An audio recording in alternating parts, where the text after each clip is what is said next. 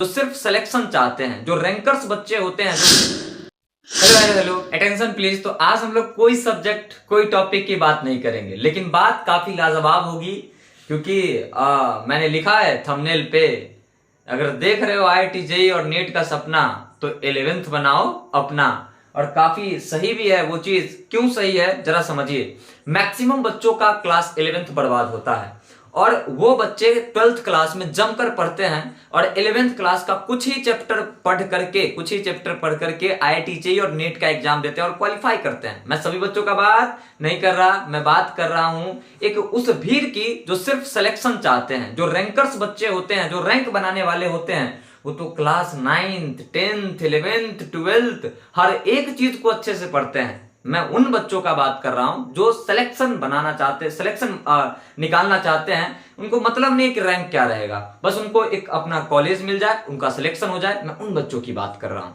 तो बात इतना सा है कि अगर आप 11th में सीरियस होकर के मेहनत कर लिए और 11th के हर एक चैप्टर को अच्छे से कर लिए, फिजिक्स केमिस्ट्री और मैथ का, और अपने पास जो नीट वाले बच्चे हैं वो बायोलॉजी का, तो आप इतना श्योर रहो कि एक भीड़ से तो आप साइड हो जाओगे। एक वो भीड़ जिसका 11th बर्बाद है उससे आप साइड हो गए तो कहीं ना कहीं से आपका सिलेक्शन का चांस यहीं से बन रहा है। यहीं से अगर आप ईमानदार हो, अगर आप मेहनत करने वाले बच्चे हो और तब 11th पूरा पढ़े हो, तो सोचो जो सिर्फ 12th में मेहनत करेगा और आपने 11th 12th दोनों मेहनत करा है, उनसे तो ज्यादा रैंक आपका रहेगा ना। तो इसीलिए 11th क्लास को पढ़ना ठीक से काफी जरूरी हो जाता है। लेकिन बच्चे, मैक्सिमम बच्चे इसको इग्नोर करते हैं।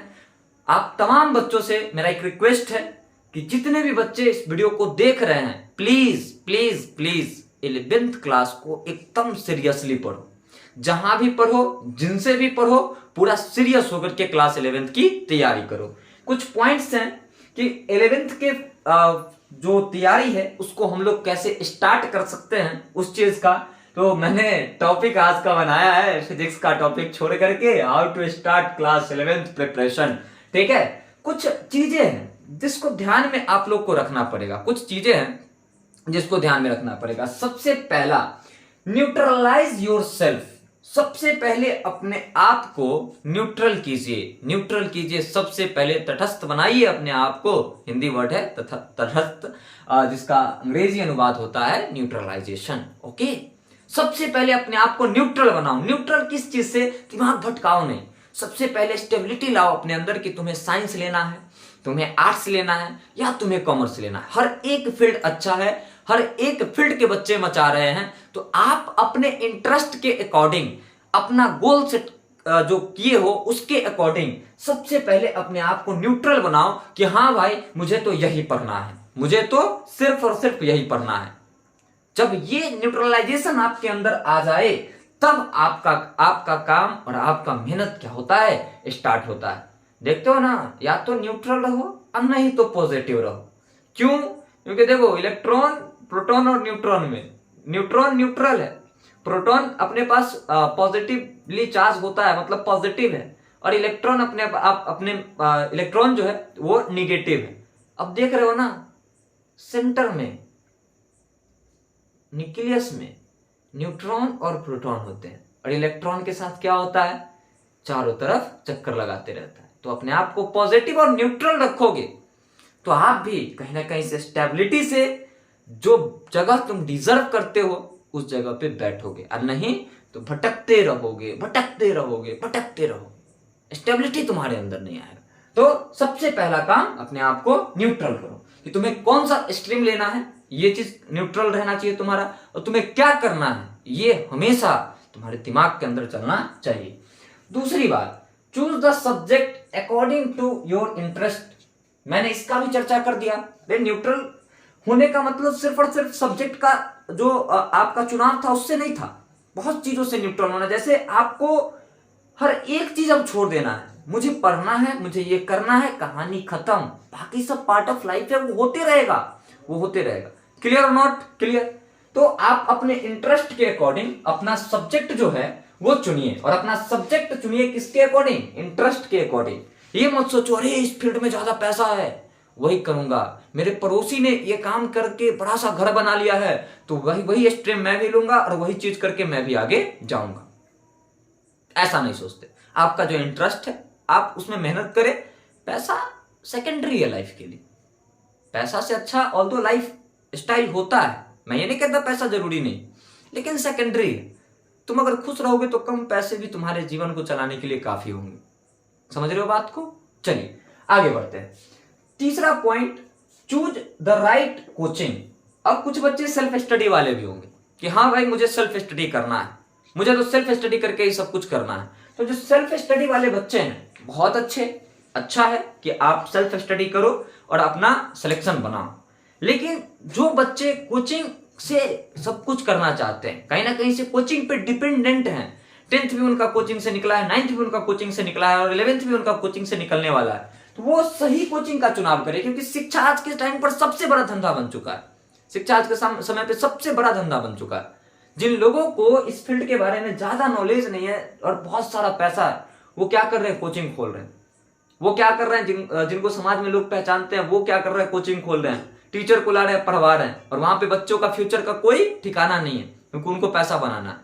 तो जो लोग पैशनेट हैं, जो टीचर पैशनेट है पढ़ाने के लिए, और वैसे लोग अगर कहीं पर कोचिंग चला रहे हैं तो वहां जाके कोचिंग कीजिए। ये नहीं कि हमको बड़ा सा कोचिंग में पढ़ना है जहां पे एसी लगा होगा, अच्छा है ना, टेबल होगा, जहां अच्छा अपने पास क्लासरूम्स होगा, जहां पे खेलने का व्यवस्था होगा, नहीं, जहां डिजिटल बोर्ड होगा, नहीं। जो लोग पैशनेट हैं और वो कोचिंग चला रहे हैं, आप जहां भी पढ़ रहे हो आप उनका ही कोचिंग चूज करें। और जो लोग रिजल्ट अच्छा क्रिएट कर चुके हैं, बच्चे जिन पर बिलीव करते हैं, उनके ही कोचिंग में आप जाइए। क्योंकि कोचिंग बहुत बड़ा फैक्टर होता है आपके सिलेक्शन का। सेल्फ स्टडी सही है, लेकिन होता है ना, सभी बच्चे सेल्फ स्टडी नहीं कर सकते। उनको एक मेंटर की जरूरत होती है, उनको एक गाइडर की जरूरत होती है। वही आपका अगर ठीक नहीं रहेगा तो आपका सब कुछ बर्बाद हो जाएगा और आपका अच्छा खासा पैसा भी क्या होगा? बर्बाद होगा। और कोचिंग का चुनाव करते समय एक चीज और ध्यान रखिएगा कि कौन पॉपुलर है उसके यहां नहीं जाना। कई बार लोग पॉपुलैरिटी लोगों का अपने एक्टिविटी की वजह से भी होता है। कुछ चीजें होता है जो लोगों को पॉपुलर बनाता है। ऑल्दो नॉलेज भी लोगों को पॉपुलर करता है, लेकिन कुछ चीजें भी लोगों को पॉपुलर कर देती है। तो पॉपुलैरिटी देख करके आपको कोचिंग ज्वाइन नहीं करना।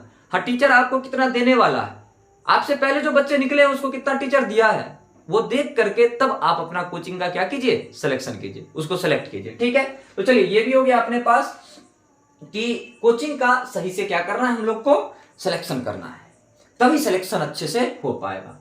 सबसे गहरा बात बताने जा रहा हूं, सबसे गहरा बात। अगर आपने टीचर को चुन लिया, देखो एक एक पैटर्न, एक एक टिप यहाँ पे जो भी लिखा हुआ है, एक एक लाइन जो भी आपका लिखा हुआ है यहाँ पे, वो सभी लाइंस कहीं ना कहीं से सीक्वेंस में लिखा हुआ है कि किसके बाद क्या करना है, किसके बाद क्या करना है।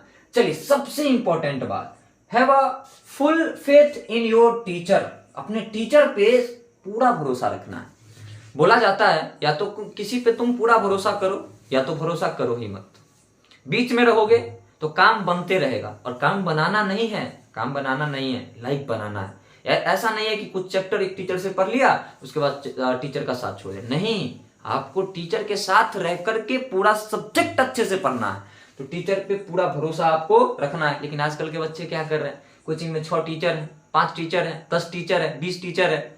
कुछ टीचर का है ना भक्त बन जाते हैं, अरे ये टीचर अच्छा पढ़ा रहा है, और दूसरे टीचर में कमी निकालते हैं। यार किसका टाइम बर्बाद हो रहा है? तुम्हारा टाइम बर्बाद हो रहा है। अगर उसमें से कोई टीचर तुमको पढ़ाने वाले हैं, उन पे आप बिलीव नहीं कर पा रहे हो, आप उनको क्रिटिसाइज कर रहे हो, टाइम आपका बर्बाद हो रहा है। टीचर अपना लाइफ जी रहा है, तो टीचर पे आपको क्या करना पड़ेगा? बिलीव करना पड़ेगा। और शिक्षक दूसरे भगवान होते हैं, है ना। ऐसे तो भगवान से पहले शिक्षक का दर्जा दिया गया है, लेकिन आपके जीवन में पहले भगवान आपके माता पिता है, उसके बाद टीचर आपका दूसरा भगवान होते हैं जो आपको सही गलत का राह दिखाते हैं। इसलिए शिक्षक पर पूरा भरोसा रखे। और कोई भी टीचर, दुनिया का कोई भी टीचर ये नहीं चाहता है कि उनके बच्चे अच्छा ना करे, इसलिए टीचर दम लगा करके मेहनत करते हैं अपने बच्चों के लिए। तो टीचर पर भरोसा क्या है? जरूरी है। आप जहां भी पढ़ो, जिनसे भी पढ़ो, टीचर पे भरोसा रखो। 5वां point, read each topic of each subject in detail. हर एक सब्जेक्ट के हर एक टॉपिक को आपको डिटेल में पढ़ना है। आजकल के बच्चे क्या कर रहे हैं, रेफरेंस बुक एक खरीद लिया, डेफिनेशन उसका याद कर लिया, put the value and get the result लगा लिया, चैप्टर खत्म है। नहीं, क्वेश्चन बनाने वाला दिमाग का एक्सरसाइज अपना पहले करता है, और उसके बाद ऐसा क्वेश्चन बनाता है कि आपके दिमाग का एक्सरसाइज करवा दे। इसलिए डिटेल में पढ़िएगा तभी क्वेश्चन को बनाइएगा। और एक फैक्ट है, हर एक क्वेश्चन एक कंपटीशन का पूछा हुआ 2 पैटर्न से बनता है, जिसमें एक बहुत कम टाइम वाला होता है और एक बहुत ज्यादा टाइम वाला होता है। 2 मेथड रहता है हर एक क्वेश्चन का, आपको दोनों सीखना है। तो डिटेल में जब पढ़िएगा तभी शॉर्ट ट्रिक भी निकाल पाइएगा कोई भी टॉपिक का, और उसको प्रोसेस से भी बनाना सीखिएगा। आजकल बच्चे 1 शॉट वीडियो देखते हैं यूट्यूब पर, है ना। आइए बेसिक मैथ पढ़ा देते हैं आपको 2 घंटे में, पढ़ लिया। आइए वेक्टर आपको पढ़ा देते हैं 1.5 घंटे में, पढ़ लिया। आइए काइनेमेटिक्स आपको पढ़ा देते हैं 50 मिनट में, पढ़ लिया। और उनको लगता है चैप्टर खत्म। अरे पागल हो, पागल हो। तुम जिस क्लास में आए हो ना 11th में, समंदर है। मैं डरा नहीं रहा तुमको, वास्तव में समंदर। तुम 10th में जितना पढ़े थे ना, फिजिक्स का बात करता, मैं फिजिक्स पढ़ाता हूँ, फिजिक्स का बात करता, जितना 10th में फिजिक्स पढ़ के आए ना, एक चैप्टर उतना होगा यहाँ का। डरा नहीं रहा मैं आपको। आप तो योद्धा हो, आपको मैं क्या डराऊंगा। आप तो जंग लड़ने वाले हो, आपको मैं डरा नहीं रहा, सतर्क कर रहा हूं। अगर इधर उधर किए दिक्कत हो जाएगा, ठीक है। तो हर एक सब्जेक्ट के हर एक टॉपिक को डिटेल में पढ़ना है। छठा, don't make too many friends. बच्चे क्या करते हैं, दोस्त बहुत बना लेते हैं। उनको लगता है ना यारी याराना यही दुनिया है। अपने जेंडर में भी बनाते हैं, अपोजिट जेंडर में भी बनाते हैं। और एक बात याद रखना, आज के टाइम पर दोस्ती सबसे बड़ा रुकावट है तुम्हारी सफलता का। कि दोस्त कोई भी हो, लड़का हो तुम्हारा या लड़की हो, वो तुम्हारा टाइम बर्बाद करेगा। कोई भी हो, एनीवन, तुम्हारा टाइम खाएगा। उसको कोई काम करने में खुशी मिलेगा, वहां पर तुम्हारी अगर जरूरत होगी तो वो तुम्हारे पास आएगा। कोई दोस्त है, उसको घूमने जाना, अकेले जाने का मन है, तुमको फोन करेगा, हाँ दोस्त कहाँ है, चल घूमने। उसको तो प्लेजर मिला, उसको खुशी मिला, और तुम्हारा टाइम गया। समझ रहे हो बात को। ज्यादा दोस्त मत बनाओ। मैं ये नहीं कहता कि दोस्ती मत करो, कुछ ही दोस्त बनाओ, 2-3 दोस्त बनाओ, या एक ही ऐसा दोस्त बनाओ जो तुमको ग्रो होने में मदद करे। जैसे मैं अपना बात बताता हूं। मेरा एक दोस्त था सूरज, मेरा क्लासमेट था। मैं 12th तक उसके साथ रहा और सिर्फ उसी से अच्छा दोस्ती था, और अच्छा किया लाइफ में, नहीं टाइम बर्बाद हुआ ज्यादा। वो भी पढ़ता था, हम भी पढ़ते थे, जहां जाते थे साथ, दोनों का मेंटलिटी वैसा ही पढ़ने वाला। तो जहां बैठते थे वहां पढ़ाई की बात होती थी। अब बहुत सारा दोस्ती कर लोगे तो आप तो गैंगवार में चल, यहाँ चल, वहां चल, मेला घूमने जाते हैं, मार्केट घूमने जाते हैं, बर्बाद हो जाओगे। ठीक, तो दोस्त ज्यादा बनाना नहीं। और 7वां सबसे इंपॉर्टेंट, लोग कहते हैं पहले ये करो, मैं कहता हूं बाद में ये करो। लोग कहते हैं पहले ये करो, मैं कहता हूं बाद में ये करो। अगर इतना आपने कर लिया, then believe in yourself, तब खुद पर भरोसा करो। पहले, अब बोले लोग कहेंगे पहले खुद पर भरोसा करो तब कुछ करो। अरे खुद पर भरोसा कर लिया और गलती पर गलती करे जा रहे हो, कुछ हो पाएगा? कुछ हो पाएगा? मुझे भरोसा है कि मैं चांद तारे तोड़ कर ले आऊंगा, चढ़ने के लिए सीढ़ी नहीं ला पाऊंगा, नहीं ना। तो सबसे पहले स्टेप बनाओ अपना, और उसके बाद इतना करने के बाद खुद पर भरोसा रखो। और खुद पर भरोसा रखने के बाद रूम लॉक करो और पढ़ना स्टार्ट करो, और देखो कि तुम्हारा लाइफ जो बन के आएगा, उस लाइफ स्टाइल के लिए लोग पागल होंगे। जो तुम्हारा लाइफ बन के आएगा, लोग चाहेंगे कि वैसा लाइफ स्टाइल मेरा हो। लेकिन ये सोचोगे कि दोस्ती भी करना है, घूमने भी जाना है, लड़की से दोस्ती भी करना है, खाना भी अच्छा खाना है, रिश्तेदार के यहाँ भी जाना है, और सिलेक्शन भी हो जाना है, तो ये कभी संभव नहीं। सभी चीजों को छोड़ करके तब एक डायरेक्शन में मेहनत करना होगा, तब जाके कहीं से अच्छे से तुम्हारा सिलेक्शन हो पाएगा। अगर इतना नहीं कर सकते, नहीं होगा सिलेक्शन। क्लियर कट में बोलता हूं, ये नहीं कि अब तुमको है ना बरगला दिया कि 2 महीने में करे फिजिक्स की तैयारी, 1 महीने में पढ़ करके IIT जाए। नहीं निकलता यार, नहीं निकलता। जो टॉप करते वो कुछ भी बोल देते हैं, मैंने तो 2 ही महीने पढ़ा था, मैं तो घूमता था, मेरी गर्लफ्रेंड भी थी, मेरा ये भी था, मेरा वो भी था। उनको अब क्या है, उनका फेस वैल्यू उनको बढ़ाना है। टॉप कर गए लोग, उनकी बातों को सुन रहे हैं, उनको सराह रहे हैं, तो कुछ भी बोल रहे हैं। कुछ ही टॉपर्स ऐसे होते हैं जो रियलिटी बताते हैं बच्चों को। उनका इंटरव्यू देखिए, उनको अपने प्रेरणा का स्रोत मानिए और मेहनत में लग जाइए। कहानी खत्म है। यही तो है। अगर आप यहां तक वीडियो को देख लिए हैं तो आपसे लास्ट में यही रिक्वेस्ट करना चाहूंगा मैं कि आप प्लीज प्लीज प्लीज मेरी बातों को माने। 11th बहुत ज्यादा इंपॉर्टेंट है। मैं इसीलिए आज वीडियो बनाया। अगर किसी बच्चे को कंफ्यूजन है कि साइंस ले, कॉमर्स ले, आर्ट्स ले और इनके फील्ड क्या है, तो आप कमेंट कर सकते हैं। मैं आपको साइंस कैटेगरी लेकर के क्या किया जा सकता है, कॉमर्स लेकर के क्या किया जा सकता है और आर्ट्स लेकर के क्या किया जा सकता है और तीनों में बेटर कौन है वो मैं आपको समझा दूंगा। ठीक है, चलिए bye bye, love you all. स्वस्थ रहिए, मस्त रहिए, अपने कामों में व्यस्त रहिए।